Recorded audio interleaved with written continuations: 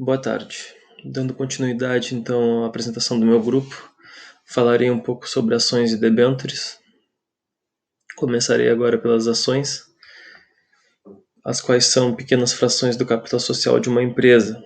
O investidor em ações é um coproprietário da sociedade anônima e ele, por ser o detentor das ações, ele tem uma participação no resultado desta empresa, né? Obviamente, quanto mais ações, maior participação, então um número certo de ações dá a classificação como maioritário a ele. Uma curiosidade que eu trago é que no Brasil, no ano passado, a B3 estava comemorando a chegada a 1 milhão de investidores, e nesse ano, com a pandemia, chegamos a quase 3 milhões, ou quase 1,5% da população brasileira está investindo na Bolsa. É um número ínfimo se comparado aos Estados Unidos, que há um bom tempo já vem dizendo que 200 milhões de investidores, ou seja, 65% da população americana investe em ações. Tá? As ações são conversíveis em dinheiro a qualquer tempo, ou seja, ela tem uma liquidez diária. As ações estão na classe de investimentos chamado de renda variável, e isso é uma característica para apresentar uma maior variação no valor aplicado e um maior potencial de rentabilidade. As ações são ativos de alto risco, e quanto maior o risco, maior a chance de retorno. Então, para diversificar esse risco, vale aquele pensamento, aquela sabedoria sobre carregar ovos em diversas cestas, ou seja, investir em recursos em vários setores, como petrolífero, siderúrgico, varejista, financeiro, entre outros. Em geral, no Brasil, no mercado brasileiro, temos dois tipos de ações, né? As ON, onde dão direito a voto e a rentabilidades incertas, né? Às vezes as empresas podem se abster de distribuir esses dividendos. Elas terminam no número 3 ali, como a Petri 3, Itube 3, Vale 3. Temos as PNs, as preferenciais, que têm a preferência por receber os dividendos. Normalmente são fixos esses dividendos. Normalmente não há poder de voto. Algumas organizações podem oferecer esse direito. Tá? Além dessas citadas acima, as companhias podem criar outras classes de ações de acordo com as suas necessidades. A terminologia ele varia de 5 até 11. Normalmente as 5, 6, 7, 8 são ações preferenciais de outras classes. É difícil ali diferenciar o que seria essas classes, pois não tem uma diferença clara entre elas. Não tem cada organização ela faz o seu estatuto de acordo com as suas necessidades. Terminologia em 9, o recibo de subscrição de ações ordinárias. Terminadas em 10, o recibo de subscrição de ações preferenciais. E as que terminam em 11 são BDRs e Units. BDRs são certificados de depósitos de companhias do exterior, né? Que são pacotes de ações preferenciais ordinárias negociadas em grupo. Falando um pouco sobre a emissão de novas ações, há essa emissão quando há um aumento de capital social da companhia. Então, o aumento de capital social é uma fonte de financiamento que viabiliza o desenvolvimento de novos projetos. Essa operação permite que os antigos acionistas continuem como sócios do empreendimento, mas também torna possível que novos sócios entrem no projeto.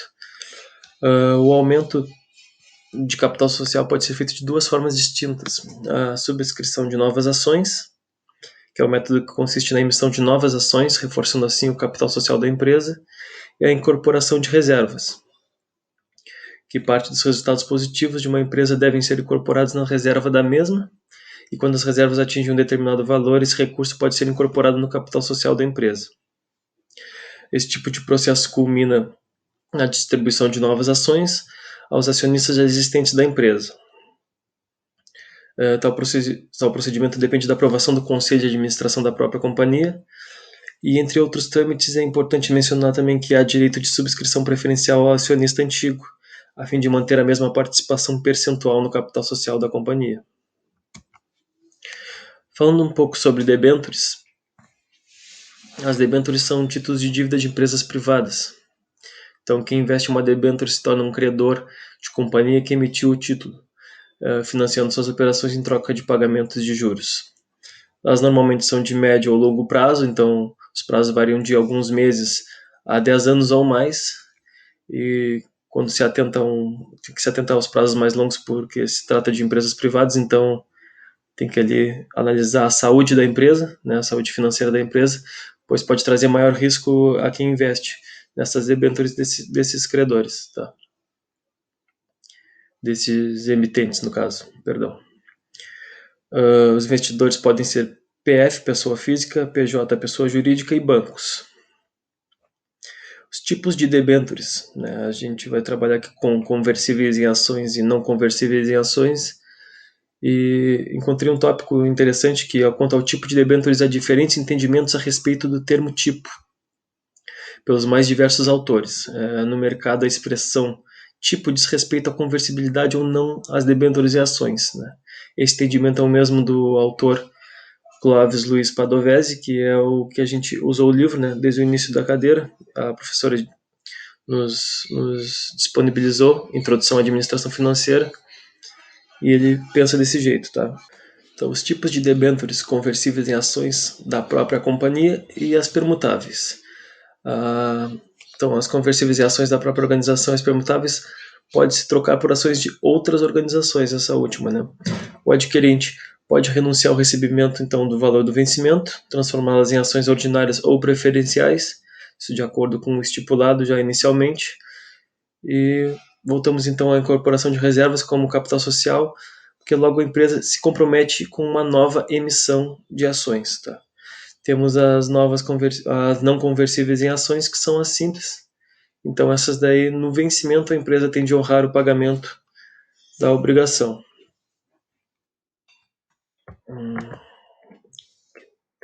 Falando um pouco sobre os rendimentos das debêntures, elas podem ser prefixadas, onde já podemos calcular o seu rendimento final no momento da aplicação. As pós-fixadas, que não pode ser previsto o seu rendimento, normalmente é atrelado a algum indicador como o CDI, que varia de acordo com a taxa Selic. E as híbridas, que seriam aquelas que têm a taxa prefixada e ainda algum indicador que será calculado ao fim do processo. IPCA, por exemplo, que é o Índice de Preços ao Consumidor Amplo. As debêntures têm as vantagens e as desvantagens mais comuns ali, que são mais explicitadas, referente, que são rendimentos acima da média, né, se tratando de renda fixa. Claro, tem esse risco extra também, da empresa garantir ou não, porque o FGC, o Fundo Garantidor de Crédito, ele não protege investimento em debêntures caso o emissor não honre seus compromissos, o que acontece com CDBs, LCIs, LCAs, que é protegido pelo FGC. E também temos que nos atentar também à tributação, que é referente à renda fixa, que a alíquota do imposto de renda ele varia, né, gradativamente. Ela vai diminuindo, partindo de 22,5% até 15%, dependendo do tempo da aplicação.